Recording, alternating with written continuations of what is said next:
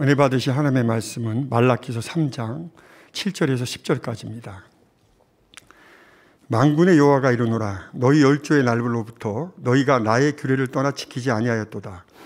그런즉 내게로 돌아오라. 그리하면 나도 너희에게로 돌아가리라 하였더니 너희가 이르기를 우리가 어떻게 하여야 돌아가리까 하도다. 사람이 어찌 하나님의 것을 도적질하겠느냐. 그러나 너희는 나의 것을 도적질하고도 말하기를 우리가 어떻게 주의 것을 도적질하였나이까 하도다. 이는 곧 11조와 헌물이라. 너희 곧 온 나라가 나의 것을 도적질하였으므로 너희가 저주를 받았느니라. 만군의 여호와가 이르노라. 너희의 온전한 11조를 창고에 들여 나의 집에 양식이 있게 하고 그것으로 나를 시험하여 내가 하늘 문을 열고 너희에게 복을 쌓을 곳이 없도록 붙지 아니하나 보라. 아멘. 임마누엘 성가대의 찬양과 니시 오케스트라의 연주가 있은 후 당자매 설교 온전한 11조 헌물 세 번째 귀한 말씀 들으시겠습니다.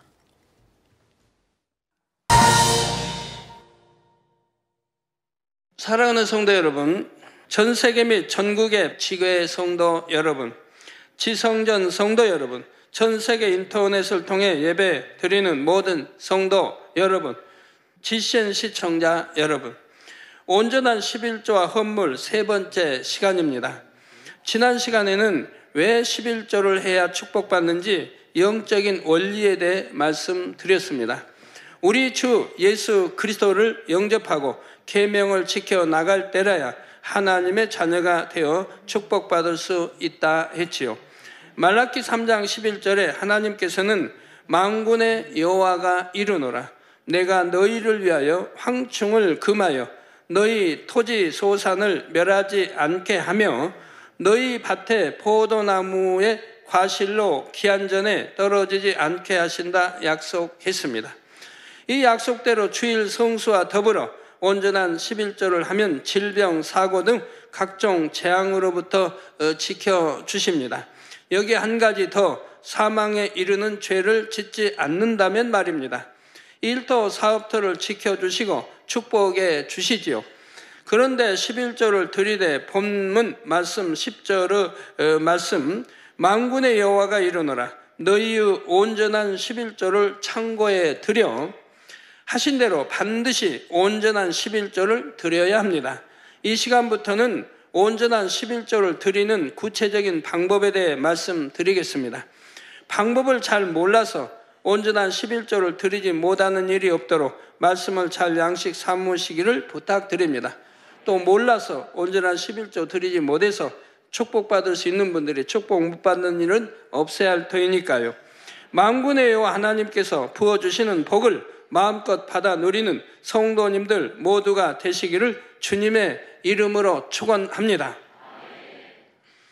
사랑하는 성도 여러분, 자녀가 성장하여 자신의 수입이 생기면 부모님께 감사의 표현을 합니다. 이는 자녀로서 마땅히 해야 할 도리이지요. 하나님은 우리 영의 아버지시자 육의 아버지십니다. 육의 아버지란 정자와 난자, 우리 사람 잉태할 이 씨를 주셨다는 뜻에서 육의 아버지라고 좀 하시는 겁니다. 따라서 우리가 우리의 수입으로 하나님께 11조를 드리는 것 또한 당연합니다. 다윗 시대의 백성들이 하나님의 전을 위해 많은 예물을 가져옵니다. 이때 다윗은 감동하여 이런 고백을 합니다. 역대상 29장 14절에 나와 나의 백성이 무엇이간데 이처럼 즐거운 마음으로 드릴 힘이 있었나이까. 모든 것이 주께로 말미암아 싸우니 우리가 주의 손에서 받은 것으로 주께 드렸을 뿐이니이다 했지요. 이 고백처럼 모든 것이 하나님께로부터 말미암았고 우리가 하나님께 받은 것 중 일부를 드리는 것이 11조이지요.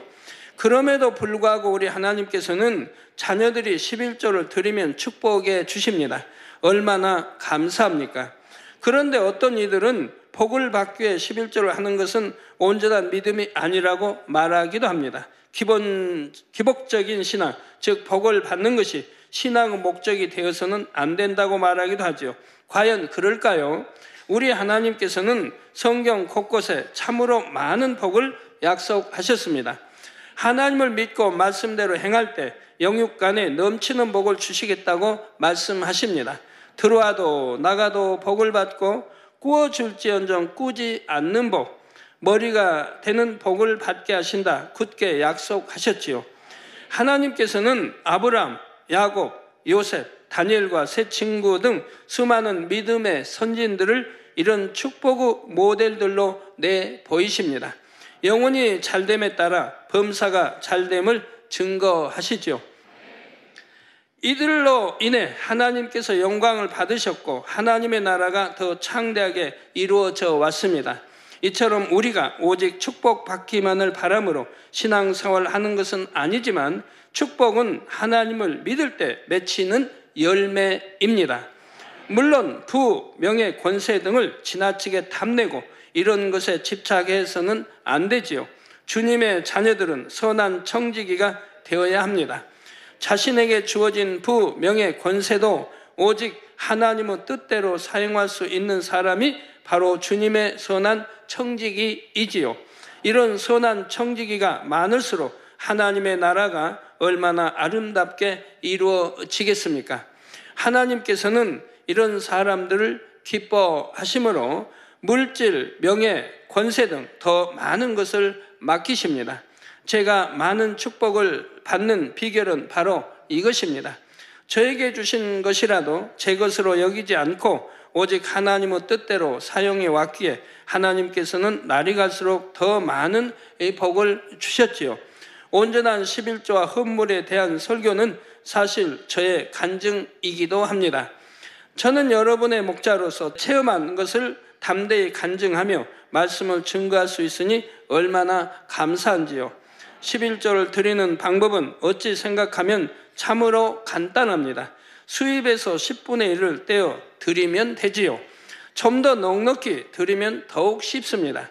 세세한 항목까지 복잡하게 계산하지 않아도 되고 부족하지는 않을까 염려하지 않아도 됩니다. 그렇지만 각 사람의 믿음의 분량이 다르고 형편이 다양하기 때문에 모두가 넉넉하게 드리는 것은 아니지요. 다만 온전한 11조에 대해 충분히 이해하지 못해서 모자라게 드리는 일은 없도록 자세히 설명해 드리는 것입니다. 그러므로 은혜 가운데 모든 말씀을 들으시기 바랍니다. 사랑하는 성도 여러분, 온전한 11조를 드리려면 첫째, 총 수입에서 11조를 떼야 합니다. 어떤 분들은 애초에 수입 자체를 적게 잡음으로써 온전한 11조를 드리지 못하는 것을 봅니다. 예를 들어 한 달 월급이 100만 원인 사람이 있는데 급여에서 세금, 연금, 보험료 등이 공제되어 실제로는 80만 원을 받았습니다. 그래서 이 사람이 80만 원을 수입으로 잡아 11조 8만 원을 드렸습니다. 바르게 계산한 것입니까? 총 급여에 곧 100만 원을 수입으로 계산해서 드려야 온전한 11조를 드렸다고 할 수가 있지요. 공제된 각종 세금은 수입에서 나가는 지출에 해당합니다. 내가 가정부를 두었다 해도 내가 수입이 있으니까 지출할 수가 있었던 것이고요. 수입이 있기 때문에 세금을 낼 수 있었고 세금을 내므로써 추후에는 그로 인한 혜택을 누리게 되는 것이고요. 또한 총 수입이란 현금 수입뿐 아니라 각종 현물 수입을 포함합니다. 즉 식사를 대접받거나 선물을 받은 경우에도 이에 대한 11조를 드려야 온전한 11조를 드린 것이 되지요. 예를 들어 과일 한 상자를 선물로 받았다면 과일 한 상자의 시가를 계산하여 11조를 드리면 됩니다. 그런데 모든 물건의 시가를 정확하게 계산하기는 어렵습니다. 가장 좋은 방법은 수입에서 11조를 뗄 때 넉넉히 떼어 드리는 것이죠. 일일이 사과 한 박스 왔으면 전화로 물어서 사과 얼마 주고 샀습니다 해가지고 알아서 11조를 뗄 수는 없지 않습니까?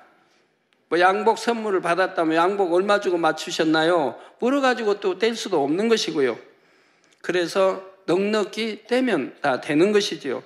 총 수입에는 비정규적인 수입도 포함됩니다. 월급 생활자를 예로 들면 월급여 외에 부수입이 생기는 경우가 이에 해당하지요. 어떤 분들은 현금 수입에 대해서만 또한 월급여 등 정기적인 수입에서만 11조를 드리면 되는 것으로 생각합니다.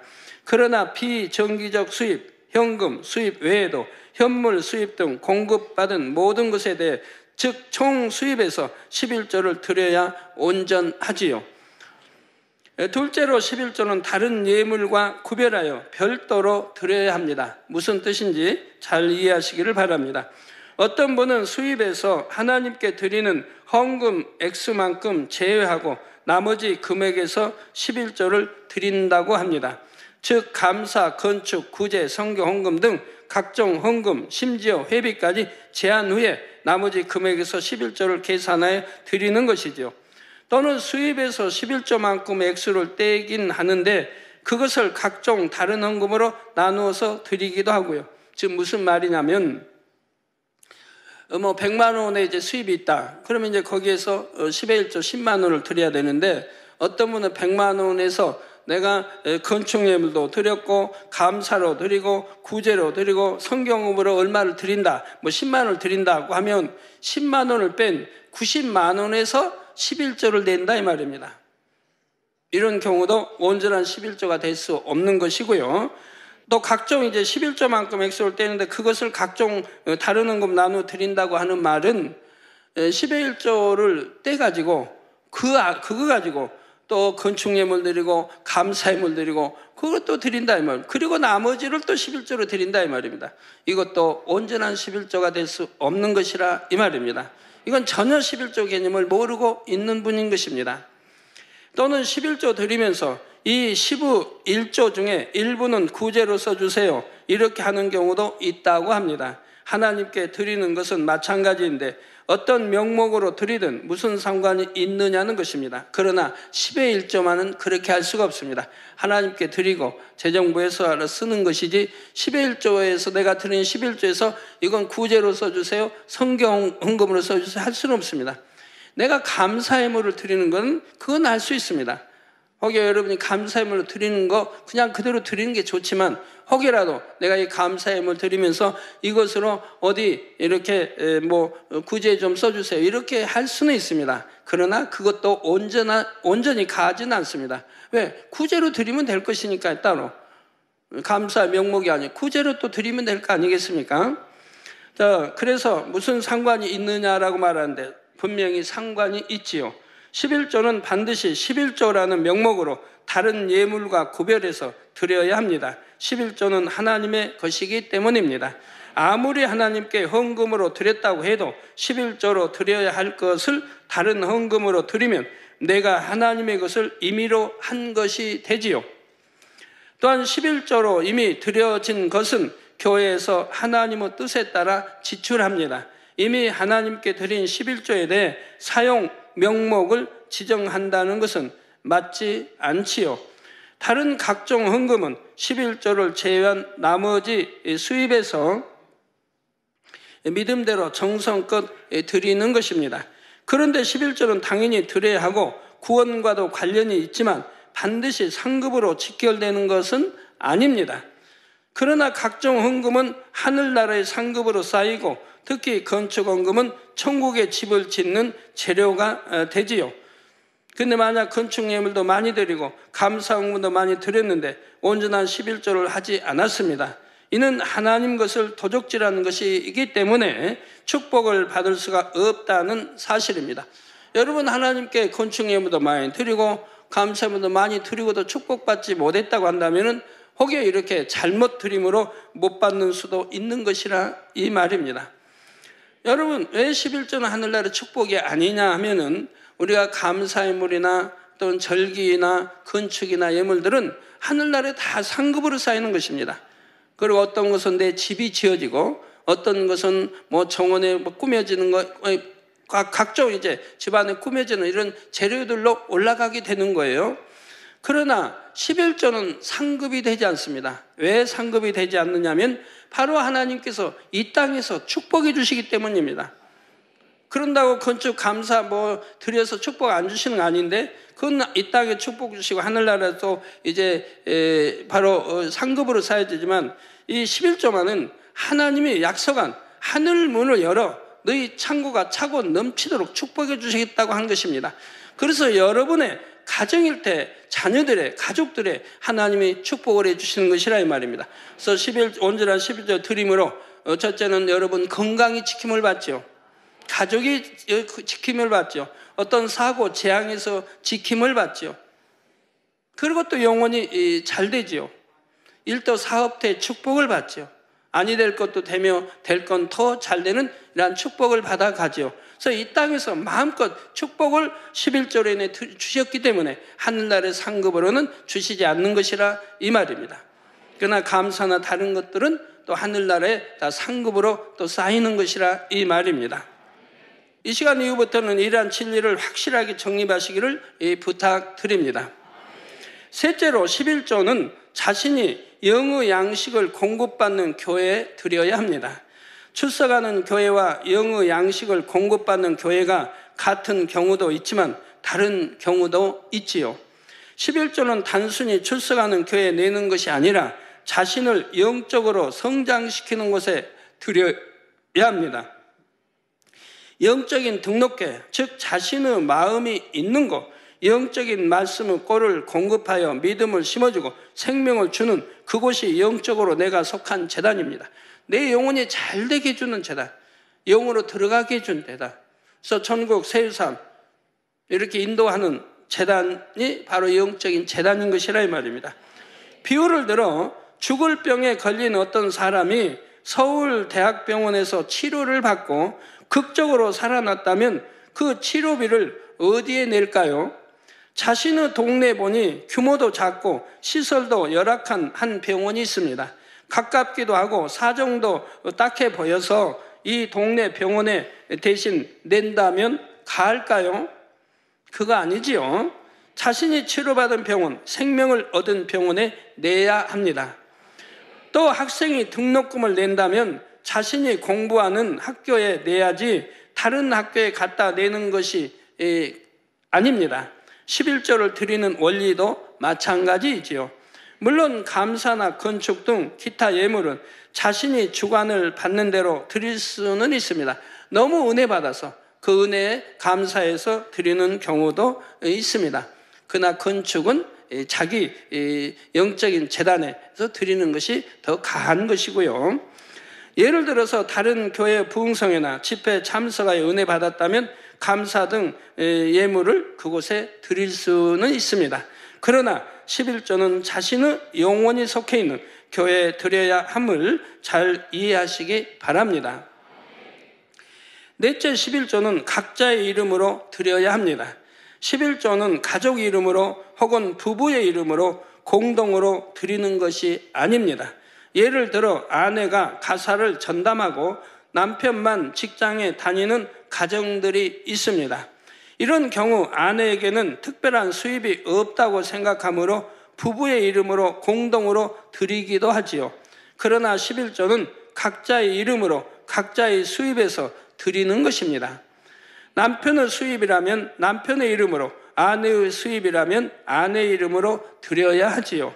천국에서는 부부나 가족이라고 해서 한 집에 사는 것이 아닙니다. 개인별로 땅과 집이 주어지며 각자의 행위에 따라 상급도 다 각각입니다. 그러니 이 땅에서 심는 것도 반드시 각자의 이름으로 올려야 하지요. 물론 이 땅에서 영적인 부부, 영적인 가족이었다면 천국에서도 떨어지지 않습니다. 함께 기도도 충성도 10의 1조도 열심히 할 것이므로 동일한 천국에 또 서로의 집 가까이에 들어갈 수 있지요. 자, 그러나 육적인 부부나 가족은 천국에 가면 아무 상관없는 사이가 되고 맙니다. 간혹 믿지 않는 남편의 11조를 아내가 대신 드리는 경우가 있습니다. 물론 아내가 믿음으로 행하는 것이라면 이런 정성을 통해 남편에게 구원받을 기회를 더 주실 수는 있습니다. 그러나 먼저는 남편이 주님을 영접하여 믿음을 갖도록 해주는 것이 먼저입니다. 자녀들도 마찬가지입니다. 자녀들이 하나님을 사랑함으로 스스로 11조도 하고 신앙생활을 할 수 있도록 가르쳐 주어야 하지요. 그런데 11조를 각자의 이름으로 드리는 것이 원칙이 돼 예외적인 경우도 있습니다. 부부 공동의 수입이 들어오는 경우가 있지요. 예를 들어 부모님이 아들 부부에게 유산을 상속했는데 두 사람 공동 명의로 상속해 주었습니다. 그러면 이것은 두 사람 공동의 수입이지요. 또 부부가 사업체를 함께 운영하는 경우도 있습니다. 이럴 경우 그 수입은 부부 공동의 것이므로 두 사람의 11조를 드려도 가합니다. 또는 수입을 똑같이 반으로 나누거나 합의하에 특정 비율로 나누어 각각의 이름으로 11조를 하는 방법도 있죠. 그러니까 같은 사업을 한다 해봐요. 또 같은 명의로 이렇게 분배했다고 하면 반반할 수도 있고, 아니면 사업을 하는데 남편 60, 아내 40 이렇게 드릴 수도 있는 거지요. 그런다고 아내 편에서 손해 가는 것입니까? 손해 가는 거 아닙니다. 왜요?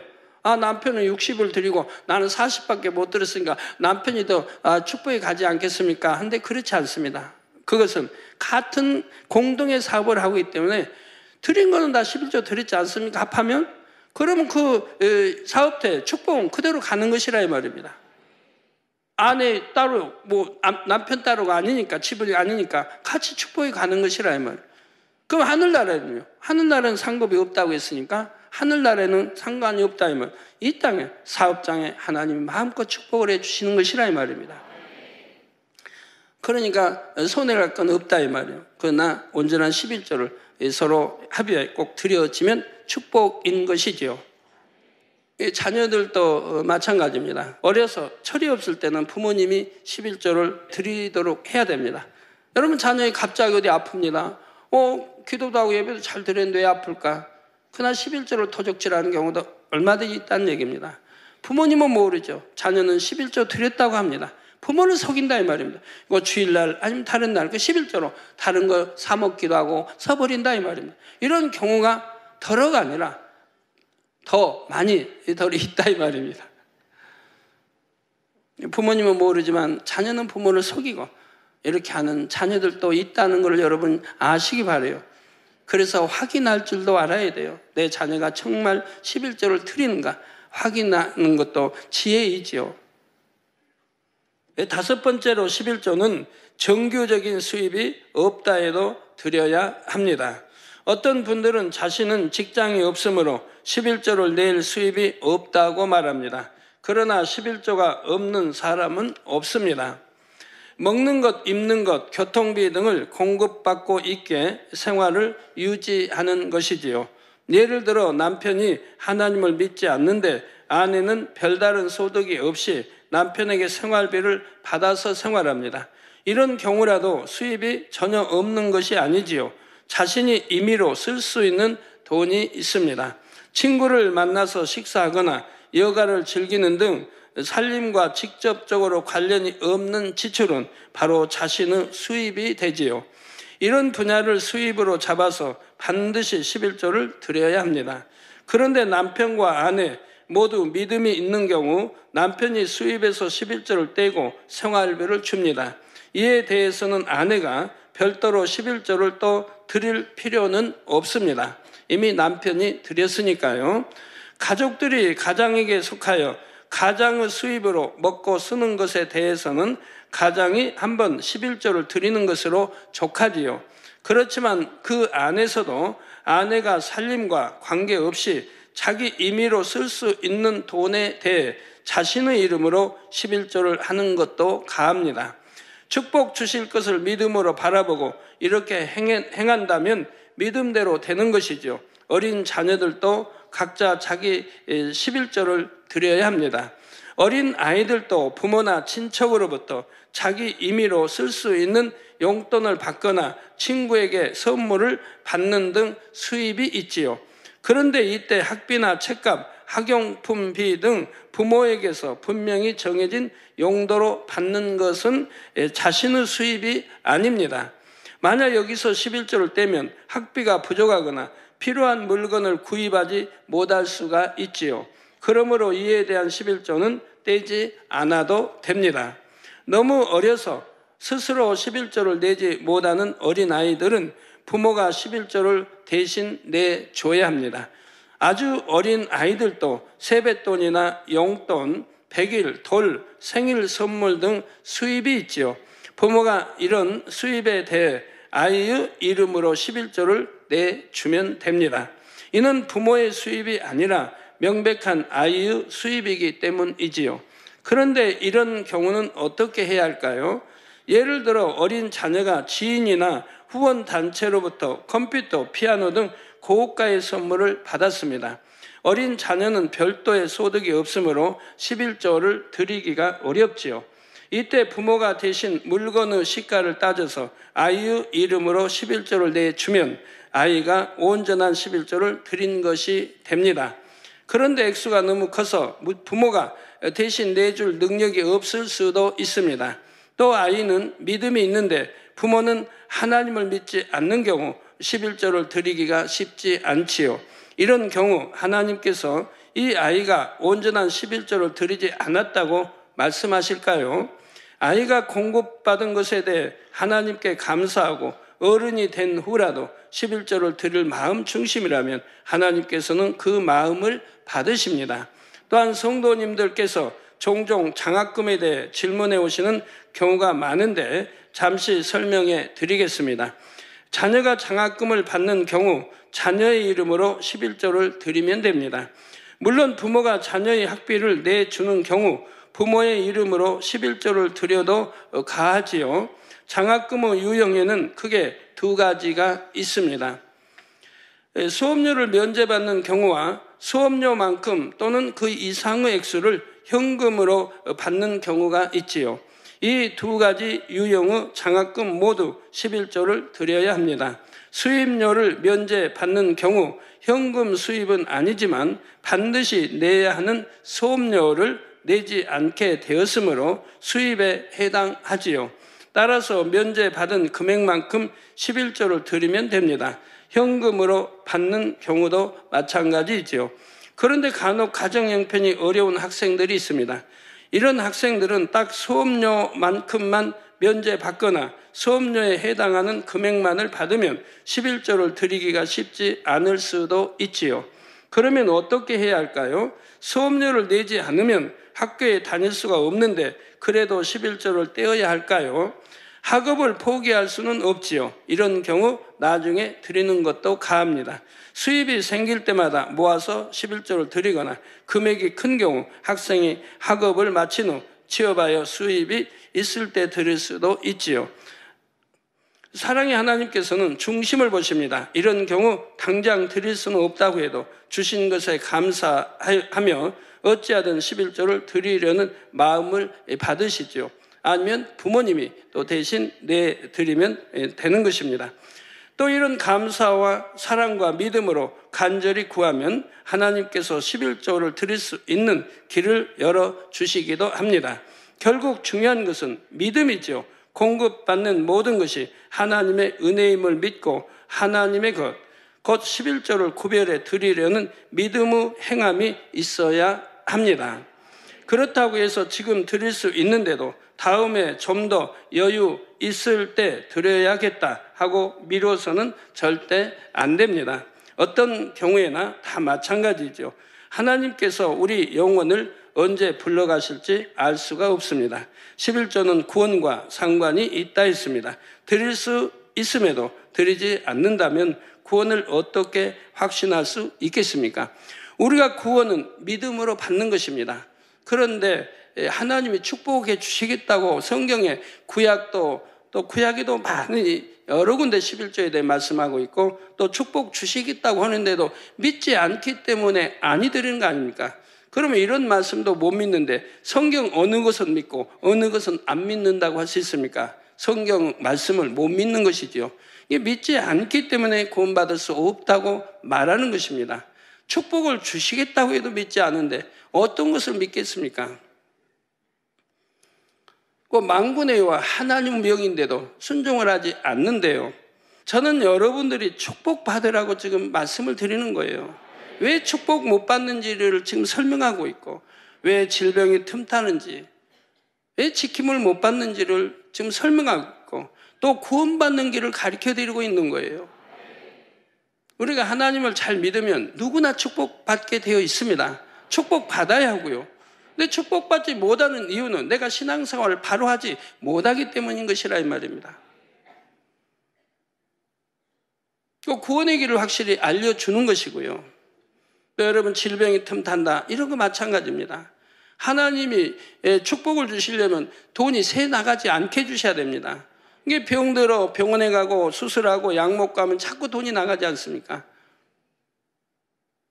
이러한 것도 다 온전한 11조 드림으로 지킴을 받을 수가 있는 것이라 이 말입니다.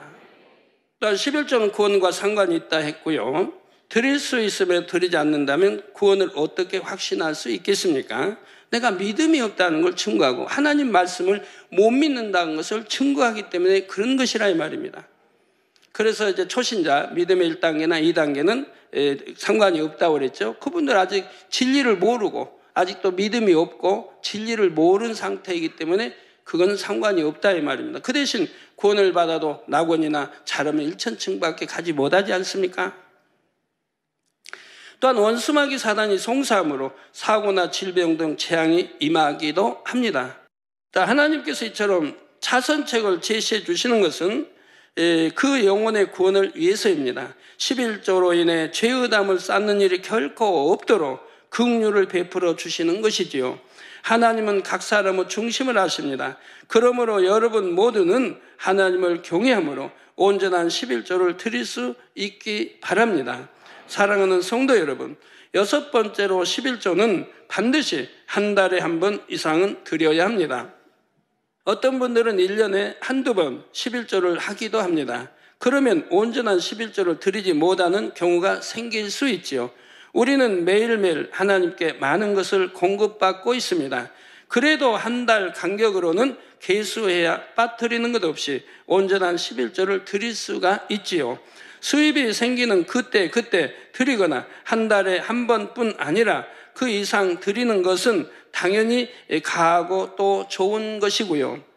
물론 예외도 있습니다. 농촌에서는 농작물을 수확해서 판매해야 수입이 들어오므로 11조를 매달 드리는 것이 쉽지 않을 수가 있습니다. 또는 과수원을 한다든가 이런 경우들이요. 또 고정적인 수입이 없고 일감이 있을 때만 몇 달 간격으로 또는 1년 단위로 수입이 있는 분들도 있습니다. 이런 경우가 아니라면 한 달에 한 번 이상은 드려야 온전히 드릴 수가 있는 것이죠. 어떤 분은 또 매주 드려도 됩니까? 물론 드려도 되지요. 그러나 매주 드리는 건 좀 번거로우니까 매주 나 이렇게 식사 대접도 받았고 선물도 받았고 그러면 그때 계산 띄어 드린다고 하면 좀 번거롭지 않습니까? 그럼 그렇게 어떻게 합니까? 한 달간 다 기억 못할 수도 있는데 기록하지 않고 그러면 그럴 때는 그때 띄어가지고 내가 하나님께 드리는 봉투에 11조 봉투에다가 넣으면 되는 거예요. 갖고 한 달 돼서 계산해가지고 드리면 되는데 어떤 분은 늘 이렇게 봉투에 넣다 보면 그거 그대로 드립니까? 그러지 마시고요. 11조 봉투에 넣었으면 한 달에서 드리려면 그때 여러분이 마음에 항상 작정하기 따라 되는 거예요. 내가 이걸 드렸다 이제 11조 막상 드릴 때는 새 돈으로 바꿔서 내가 드리겠다고 하면 되는 거예요. 그렇게 마음 먹으면 그대로 해도 되는 거예요. 근데 그리 마음 먹지 않고 내가 이거 따서 11조 봉투 넣은 거 이거 드리겠다고 마음 먹었으면 그 다음에 한 달 있다 그걸 바꾸면 안 되는 거예요. 새 돈이 있다고 바꾸는 거 아니에요. 드리기로 한 걸로 드려야 되는 거예요. 그러니까 마음 먹기라 마음의 정하기 나름이라 이 말입니다. 자, 그러나 고정적인 수입이 없는 분들도 부수입이 있을 수 있습니다. 현금 수입뿐 아니라 각종 식사, 선물 등 현물 수입이 있을 수 있지요. 이에 대해서는 되도록이면 한 달에 한 번씩 계수하여 드리는 것이 좋지요. 그러나 부수적인 수입이 특별히 없는 경우 수입이 있을 때마다 드려도 가합니다. 7번째로 11조는 수입에서 가장 먼저 구별하여 드려야 합니다. 부득이한 경우 나중에 드리기도 하지만 기본적으로 11조는 수입에서 가장 먼저 떼어 드려야 합니다. 11조 곧 하나님의 것을 먼저 구별하여 드리고 그 나머지를 쓰는 것이 정석이지요. 수입이 생기는 즉시 11조로 구별해 놓으면 없어서 못 드리는 일을 방지할 수가 있습니다. 없어서 못 드렸다는 것은 하나님 거 먼저 도적질을 해놓고 그리고 나서 드리려고 하니까 못 드리게 되는 것이죠. 그런데 어떤 분들은 농사를 짓거나 사업을 하는데 인건비나 세금 등을 다 따져보면 적자라서 11조를 낼 수 없다 말하기도 합니다. 그러나 적자라서 전혀 수입이 없다면 한 해 동안 먹고 쓴 것은 어디서 온 것입니까? 제가 이제 초등학교 다니기 전, 또 초등학교 다닐 때, 또 중학교, 고등학교 때 이제 서울에서 방학 되면 이제 고향에 내려가죠. 내려가면 부모님이 그런 말씀을 오늘 농사도 적잖아. 1년 내내 땀 흘려 벌고 남는 게 없다는 거예요. 적자라고 하는 거예요. 그럼 그 당시는 그대로 믿었어요. 아, 적자구나. 오늘 농사도 적자구나. 아, 이렇게 믿었어요. 그런데 성장해서 생각해 보니까 아, 적자면 어떻게 자녀들 학교 보냈고 나는 어떻게 서울로 또 대학교까지 보냈고 그러다가 먹고 쓰고 학비 내고 그리고 옷 사 입고 신발 사 입고 나 이렇게 쓴 것은 다 어디서 난 것인가? 수입이 있으니까 났을 것이라 이 말입니다. 썼을 것이라 이 말입니다. 근데 그런 건 다 제해버리고 나중에 적자라고 말하는 거예요. 그래서 시골에 농사짓는 분도 이제 그런 말씀들 하죠. 1년 농사 다 지어봐야 항상 적자라고. 적자라고 하는데도 자가용 굴리고, 적자라고 하는데도 냉장고 있고, TV 있고, 그리고 세탁기 있고, 농촌은 많이 그런 거 갖추고 있죠. 적자인데 그런 거 어떻게 사서 다 이렇게 쓰냐 이 말입니다. 그래도 수입이 있으니까 살 수 있는 거지요. 자, 생활을 위해 사업 자금으로 또는 집을 사기 위해 대출을 받았다면 그것도 수입으로 여겨야 맞습니다. 내가 임의로 사업도 하고 집도 사는 등 임의로 쓸 수 있으니 자신의 수입이지요. 믿음이 있는 사람은 자신이 번 것이든 융통한 것이든 11조를 먼저 구별해 드립니다. 그러면 하나님께서 범사를 반드시 보장하시고 지켜주십니다. 모든 일이 막힐 리가 없고 형통하지요. 이것이 바로 영계의 법칙이기 때문입니다. 하나님께서는 11조를 드릴 때 창고가 차고 넘치도록 축복해 주시겠다고 약속하셨지요. 내가 먼저 쓰고 남은 것을 드리겠다는 마음, 곧 인색한 마음을 가짐으로써 축복받지 못함을 깨달아야 합니다. 나중에 드린다는 말은 곧 하는 일이 잘 되면 드리고 잘 안 되면 11조를 하지 않을 수도 있다는 말이죠. 즉 마음에 하나님 거 잘 안 되면 하나님 거 도적질하겠다는 마음이 있다는 말입니다. 그러므로 범사에 하나님의 것을 먼저 구별하여 드리는 것을 철칙으로 삼는 여러분이 되시기를 부탁드립니다. 또 물론 11조를 먼저 드릴 수 없는 예외적인 상황이 있을 수 있습니다. 빚을 내거나 대출을 받는 경우 이런 질문을 하는 분들도 있었습니다. 집을 사기 위해 자금을 대출 받았는데 꼭 그 집값만큼밖에 대출을 받지 못했습니다. 딱 등록금만큼만 학자금 대출을 받아서 11조를 내고 나면 등록금을 낼 수 없습니다. 어떻게 해야 할까요? 하는 질문들이었지요. 여러분이 한번 그 답을 생각해 보시기 바랍니다. 가령 학자금을 대출받은 분이라면 받은 대출금 외에는 아무 수입도 없겠습니까? 그 밖에도 생활비를 벌어야 할 것이고 학자금을 대출받은 만큼의 11조 역시 얼마든지 따로 벌든지 다른 방법으로 구할 수 있습니다. 정녕 믿음 있고 하나님을 사랑한다면 온전한 11조를 드리기 원한다면 어찌하든 11조를 먼저 구별하여 드리려고 하게 됩니다. 대출을 받는 경우 가능하다면 좀 더 넉넉하게 11조로 드릴 금액까지 대출을 받을 수도 있지요. 그런데 넉넉하게 받고 싶어도 상황이 안 돼서 필요한 금액만 대출이 가능할 수도 있습니다. 이런 경우에는 과연 지금이 내가 계획한 바를 실행하기에 합당한 시점인가? 다시 한번 생각해 보는 것이 좋습니다. 예를 들어 참으로 마음에 드는 집이 나왔습니다. 그런데 대출을 알아보니 11조를 드릴 만큼 넉넉하게 받을 수는 없습니다. 이럴 때 일단 집을 사고 다음에 여유가 생기면 11조를 드리겠다 하는 것과 조금 더 준비를 해서 11조를 드릴 여유가 있을 때 더 좋은 때에 사야겠다 하는 것과 어느 편이 하나님 앞에 더 합당한 모습입니까? 자기 욕심 가운데 서두르다 보면 자칫 형통함을 받지 못할 수가 있습니다. 11조를 가장 먼저 구별하여 드리려는 마음으로 기도하며 준비할 때 하나님께서 더 형통한 길로 인도해 주십니다. 근데 저 집은 꼭 사고 싶다. 아니면 사업 자금을 꼭 필요해야 되는데 대출을 받았다. 그런데 거기에 남는 것은 없다.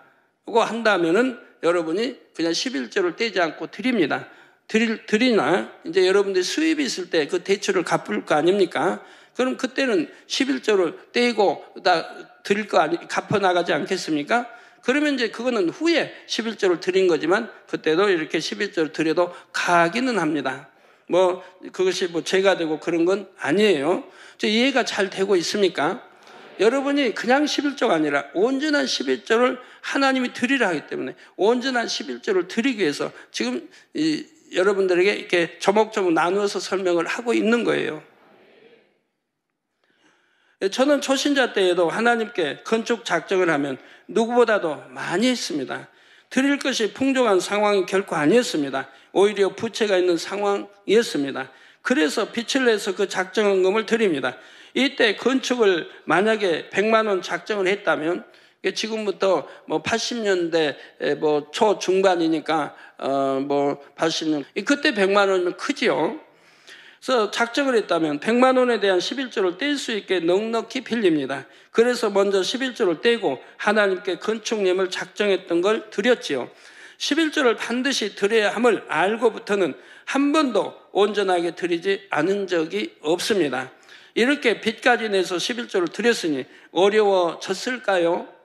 아니지요. 전 또 11조를 계산하지 않으니까요. 일일이 따지고 계산하고 어제 선물 얼마 들어왔는데 얼마지 하고 해본 적이 없어요. 항상 넉넉하게 드리니까 하나님도 넉넉하게 주십디다. 나중에 드린다 할지라도 드리기만 하면 사람의 중심을 아시는 하나님께서 이를 죄라 하지는 않으십니다. 그러나 저라면 최대한 빨리 그 10의 1조를 채워드릴 것이고 먼저 구별하여 드릴 것입니다. 하나님께 먼저 드려야 할 것은 늦게 드리는 만큼 죄송하고 민망한 마음이 들기 때문이지요. 이 밖에도 성도님들이 궁금해하시는 분야들을 다음 시간에 이어 설명드리도록 하겠습니다. 결론을 말씀드립니다. 사랑하는 성도 여러분, 미국의 대실업가 하이드라는 사람이 있었습니다. 그가 11조를 하기로 결심한 때는 경제 대공황으로 사업이 실패하고 10만 달러의 부채를 졌을 때라고 합니다. 그가 빚을 지면서까지 11조를 드리자 직원들이 그에게 찾아와 항의했지요. 빚을 지고 있는 사람이 부채부터 상환해야지 윤리적으로도 이는 부당합니다. 그러자 그는 이렇게 답했다고 합니다. 나는 부채를 갚는 데 있어서 부채 상환의 원리가 아니라 도적질하는 것부터 상환하는 것을 원리로 하겠습니다. 직원들이 그 무슨 말씀입니까 묻자 그는 성경을 펼쳐 오늘 본문 말라기의 말씀을 보이며 다시 입을 열었습니다. 나는 하나님의 11조를 훔친 도적이므로 부채 상환도 중요하지만 도적질 상환부터 먼저 해야 하지 않겠습니까? 하고 말했다고 합니다. 결국 하이드는 경제공황이라는 대위기 앞에 무수한 회사들이 파산하는 상황에서도 결코 쓰러지지 않았습니다. 우리에게 잘 알려진 건강보조의약품 맨소레담을 만들어 세계적인 재벌이 되었습니다. 하이드가 실패를 딛고 일어선 비결은 바로 자신이 처한 문제의 실마리를 하나님의 말씀에서 찾았다는 것입니다. 불통한 것, 축복받지 못하는 이유가 11조를 하지 않는 것, 하나님의 것을 도적한 데 있다고 깨달았습니다. 깨달은 후에는 현실을 보지 않고 돌이켜 하나님의 말씀대로 행했습니다. 그러자 도저히 회생이 불가능했던 그가 다시 일어서는 기적이 일어났지요. 우리 성도님들은 이런 영적인 법칙을 잘 아십니다. 이제는 믿음으로 행하셔서 살아계신 하나님의 역사를 체험하시기를 바랍니다. 온전한 11조를 하나님의 창고에 드림으로 모든 문제를 해결받고 넘치는 축복을 받기를 주님의 이름으로 축원합니다.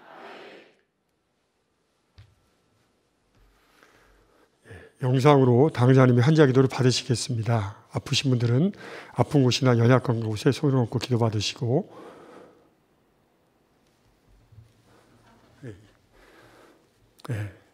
들으신 말씀을 생각하시면서 통성으로 기도하겠습니다. 사랑과 은혜가 풍성하신 아버지 하나님 감사를 드립니다. 오늘도 귀한 말씀 통해서 11절 헌물에 대해서 온전한 11절 드리게 어떻게 되는지 또 많은 분야를 또 깨우치고 은혜 받게 하시니 감사를 드립니다. 아버지께서 아버지 온전한 11절을 드릴 때 하늘문을 여시고 창고에 아버지 쌀 곳이 없도록 붓는다 하셨습니다. 그에 대한 우리가 온전한 11절 드리기 위해서 어떻게 되는지 조목 좀 말씀해 주셨사오니 우리 모두 생명과 능력되어서 온전한 믿음 가운데 아버지 기뻐하신 뜻을 이룰 수 있는 아버지 우리 만민의 모든 형님들 되게 도와주시고 행한 대로 갚아주시는 아버지 복 넘치게 받을 수 있도록 함께 주옵소서. 우리 주 예수 그리스도 이름으로 기도하옵나이다. 아멘. 영상을 통하여 당자님 환자 기도를 받으시겠습니다. 아프신 분들은 아픈 곳이 연약한 곳에 손을 얹고 기도 받으시고 아프지 않으신 분들은 가슴에 손을 얹고 마음의 소원을 위해 믿음으로 기도 받으시기 바랍니다. 할렐루야. 전능하신 사랑의 아버지 하나님, 이 시간 기도받는 모든 성도님들 위해 안수하여 주옵소서. GCN과 인터넷과 화상을 통해 기도받는 지교회와 지성전 그리고 전 세계 하나님의 자녀들 위에도 시공간을 초월하여 역사하여 주시기를 원합니다. 믿어지는 믿음을 주시고 부정적인 생각과 의심의 세력을 물리쳐 주옵시며 모든 시험 환난도 물리쳐 주옵소서. 머리부터 발끝까지 오장육부 뼈 마디마디 온몸의 신경 조직 세포 등 아픈 곳마다 성령의 불로 태우시고 근본의 빛으로 역사하여 주옵소서. 예수 그리스도의 이름으로 명하노니 원수마귀 사단 모든 질병 균 연약함아 물러가라. 빛이여 임하라. 모든 불치 난치병도 성령의 불로 태워 깨끗게 하여 주옵소서. 말라리아를 비롯한 모든 풍토병도 물리쳐 주옵소서. 감기, 기침, 열, 몸살, 독감 등 각종 유행성 질병도 다 물러가라. 어떠한 유행성 질병 균도 틈타지 않게 지켜 주옵소서. 위암, 폐암, 간암, 유방암, 자궁암, 대장암, 피부암 등 각종 암과 에이즈, 백혈병, 뇌졸중, 고혈압, 저혈압, 심장병, 폐병, 위장병, 당뇨, 부인병, 피부병, 갑상선 질환과 모든 염증도 깨끗게 하여 주옵소서. 소아마비, 중풍, 관절염, 디스크도 온전케 하여 주옵소서. 요통, 두통, 신경통을 비롯한 모든 통증은 사라질지어다. 간질, 자폐증, 우울증, 조울증, 노이로제 등 모든 정신질환도 물러가라. 모든 마비된 것도 풀어지고 일어나 걷고 뛸지어다. 눈도 잘 보이게 하옵시고 귀도 잘 들리게 하여 주옵소서. 소경은 눈을 뜨고 기머거리는 들으며 벙어리는 말할지어다. 각종 사고, 후유증도 깨끗게 하시고 부러진 뼈도 붙여 주옵소서. 화상 입은 것도 온전케 하옵시고 화기암 물러가라. 열도 물러가라. 아버지 흉터 나지 않게 역사해 주시기 원합니다. 마약을 비롯하여 각종 약물과 독극물 중독도 깨끗함을 입을지어다. 죽은 신경과 세포가 살아나며 죽은 자도 살아나게 하여 주옵소서. 잉태의 축복도 주시기를 원합니다. 잉태의 축복을 받으라. 예수 그리스도의 이름으로 명하노니 원수마귀 사단아 하늘 공중 곳에 잡은 악의 영들아 물러가라. 그의 사자들도 물러갈지니라. 이 땅의 악한 영, 더러운 영, 거짓되고 간사한 영, 이간질하고 미혹하는 모든 어둠들은 물러가라. 모든 흉악의 결박을 풀고 어둠아 물러가라. 빛이여 임하라.